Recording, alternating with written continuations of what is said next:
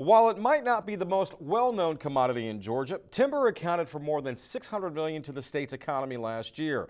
Recently, the Monitor's Damon Jones took a look at one company in Blue Ridge putting that product to good use, building state-of-the-art log homes. All along the rolling hills of North Georgia, you're likely to see plenty of green. That's exactly what the state sees as well, as Georgia is the nation's second largest timber producer. And that's good news for the Sisson Company as they buy the product in its raw form by the truckloads. Timber people haul the logs into our mill. We weigh them and pay them with a ton. We saw them into camps and dimensional size lumber. From there they go into a dry kiln where they're dried. After spending weeks in the kiln, the wood is finally dry enough to be processed and shaped into the beautiful architecture seen in these log homes that the company specializes in.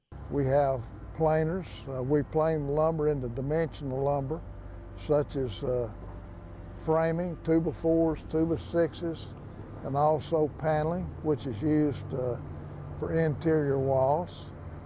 And the larger timbers we use to make logs for log homes. Now, even though log homes is somewhat of a niche market, that doesn't mean there isn't a constant demand.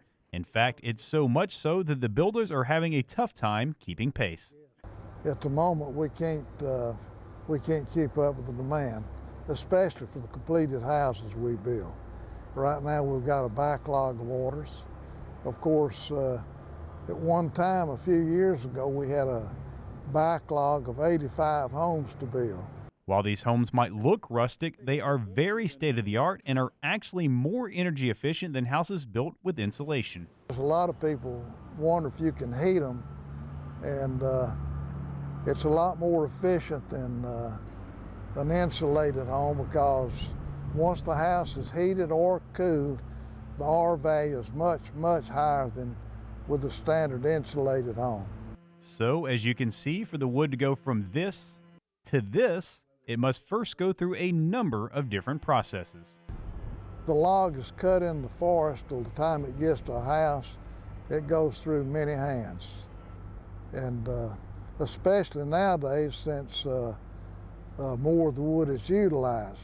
And that's really the biggest difference within the industry today. Instead of throwing away or burning the byproducts, they are now being used in a number of different ways.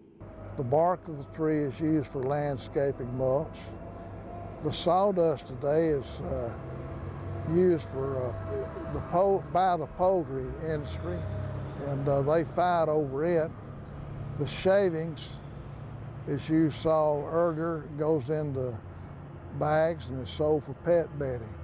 Without using those products today, you couldn't stay in business very long. Reporting from Blue Ridge, I'm Damon Jones for the Georgia Farm Monitor.